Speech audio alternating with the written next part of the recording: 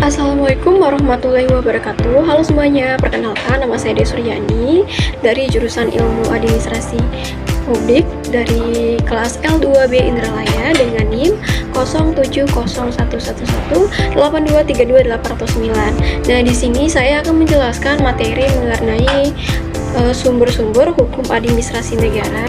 Nah, teman-teman, adapun pengertian dari hukum administrasi negara adalah segala sesuatu yang menjadi dasar atau landasan hukum dalam penyelenggaraan administrasi pemerintah.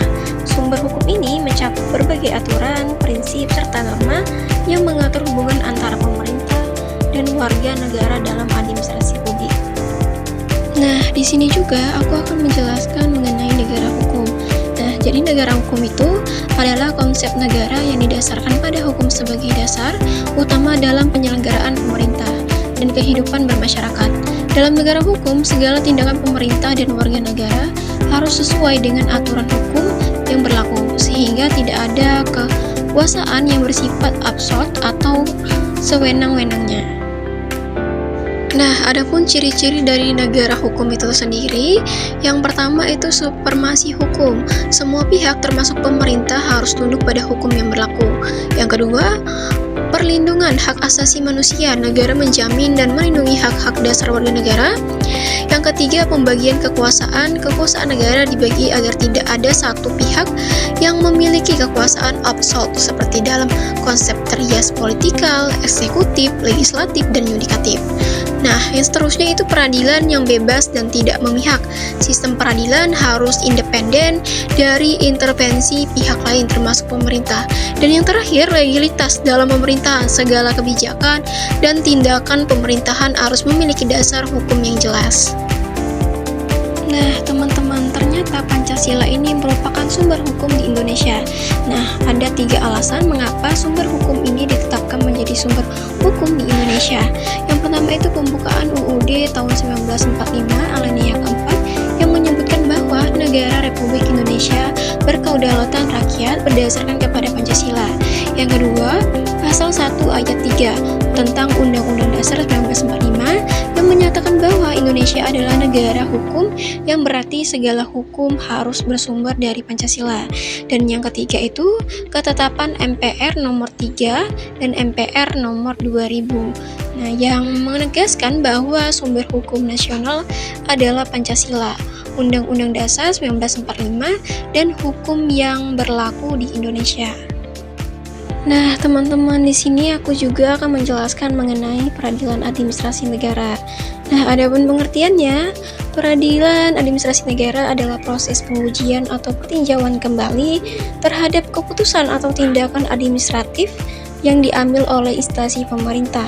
Tujuannya adalah untuk memastikan bahwa tindakan tersebut tidak bertentangan dengan hukum dan tidak menimbulkan kerugian yang tidak semestinya bagi pihak yang dirugikan. Nah, di sini ada pun ciri-ciri utamanya. Yang pertama, menguji tidak atau keputusan administratif. Yang kedua, menjamin prinsip keadilan dan kepastian hukum.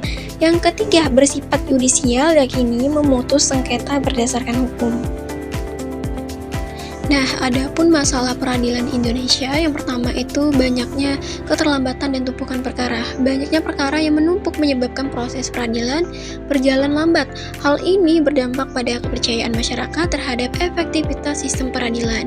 Yang kedua itu adanya dugaan praktik korupsi di berbagai tingkat pengadilan kerap menimbulkan keraguan tentang integritas putusan. Selain itu, intervensi politik atau tekanan dari kekuasaan lain dapat mempengaruhi independensi hakim dan proses peradilan.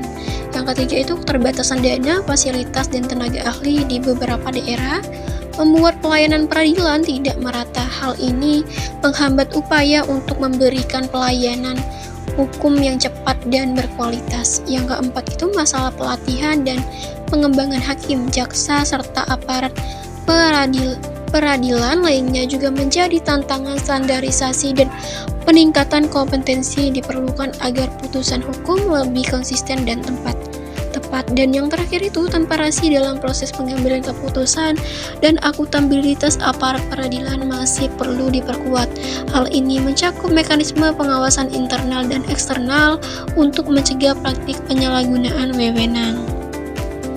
Nah, teman-teman, adapun kesimpulan dari materi yang telah aku sampaikan tadi, yaitu meskipun telah mengalami reformasi hukum, peradilan di Indonesia masih menghadapi tantangan seperti korupsi, ketidakadilan hukum, serta keterbatasan akses bagi masyarakat kecil.